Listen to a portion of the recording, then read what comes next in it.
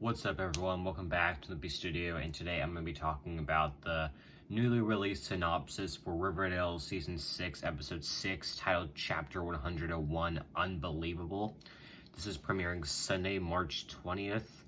You know what? I haven't decided how I'm going to watch this and When Calls the Heart, because they literally... Okay, so When Calls the Heart comes out this Sunday, March 6th, and then Riverdale comes out March 20th, and they literally come out at the exact same time at 8 p.m. So I literally have no idea how I'm going to watch both of them. I'm going to have to delay one of them. I never thought I would have this crossroads. I'm sure there's other people out there who have the same problem as me. And if you happen to do so, comment down below. We can get through it together. Okay, so this is coming on a new night, Sunday nights. I wish it was Wednesday nights, but there's nothing we can really do about it. So yeah, let's just kind of go ahead and I'm going to read it and we can break it down. So, the aftermath. As news begins to spread about the bombing at the Andrews house, Archie, Betty, and Jughead begin to deal with the mysterious side effects from the explosion. Elsewhere, Veronica spirals after learning that Hiram may have been involved, and Cheryl is consumed with guilt when she believes she may have had a hand in the explosion. I don't know why I find that funny. Okay, so we kind of left things off at the end of episode 5 when Jughead called from Riverdale to say that there's a bomb under the bed and they need to get out, which allowed them enough time to get out of the house. So Archie and Betty are alive. That's a good thing. I mean, we kind of knew they were alive ever since, like, it happened. So, I mean, there was a small chance that maybe they wouldn't make it, but I think it's pretty obvious that they would. You can't kill off two main characters, it's pretty obvious. Especially when they literally just got together after 5 seasons. If that happened, yikes. Okay. So, Jughead also seems to be experiencing hearing loss from the explosion, so it looks like he's going to be dealing with that. I read something online that either Betty or Archie develops pyrokinesis, which is the ability to develop fire with your mind. So I guess that'll be something that happens. I guess because the curse... I'm interested to see what this means, if the curse is that connected with the bomb or if they're two completely separate things. I'll talk about Cheryl's thing in a second, but as we know, a curse was launched on the town. Actually, I can go ahead and talk about Cheryl's now because it kind of mixes into this. Cheryl launched a curse on the town right before the bomb happened. Do I think these two are connected? Maybe a little bit, but I think it's going to be two separate storylines. I feel like the bomb was its own thing. I feel like it's going to be kind of like a lot of like trauma, I think, and a lot of like, pretty much just traumatic experience, I think, is what's going to be happening again. I kind of wish we still were dealing with trauma. Season 5 was such a trauma-based season, everyone dealing with their trauma of what happened during the time jump, so it looks like we're still going to be getting that, and where I think Veronica's story will go, which I think Veronica's dad, Hiram, is going to die. I think that's where we're heading. I mean, Hermione's back in episode 7. Okay, and then, because it also says Veronica spirals after learning that Hiram may have been involved. We do know Hiram was the one who left the bomb under the bed. We do have confirmation on that.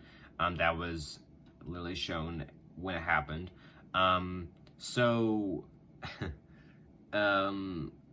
feel like she's going to feel guilty, that's for sure. And I'm hoping this will be the moment where she really starts to look out for her friends. And I think her and Betty will have an important conversation about it.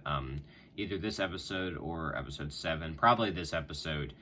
I think most of what we saw in that first teaser, if not all of it, besides maybe the Hermione thing, is in episode 6. And I think the second teaser that was released has some stuff for both. Maybe some stuff from 6 or 8, but I'm not certain on that. And also Glenn's supposed to be in this episode, which is interesting. I don't know how he'll fit into the storyline. Maybe Betty will think Glenn's behind it at first. I don't really know, because apparently Mary Andrews is back for this episode too. I don't have complete confirmation on that. Those are just some rumors.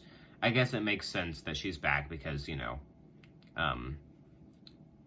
maybe there's something with like real estate or something that she needs to figure out. Again, but she doesn't own the house though. She sold it to the goalies, or more like she just kind of like left the house and the goalies took over. she didn't necessarily directly sell it to the ghoulies. Anyways, I think Hiram's gonna die at the end of the episode. I think that's gonna be the cliffhanger. How does he die? I don't know.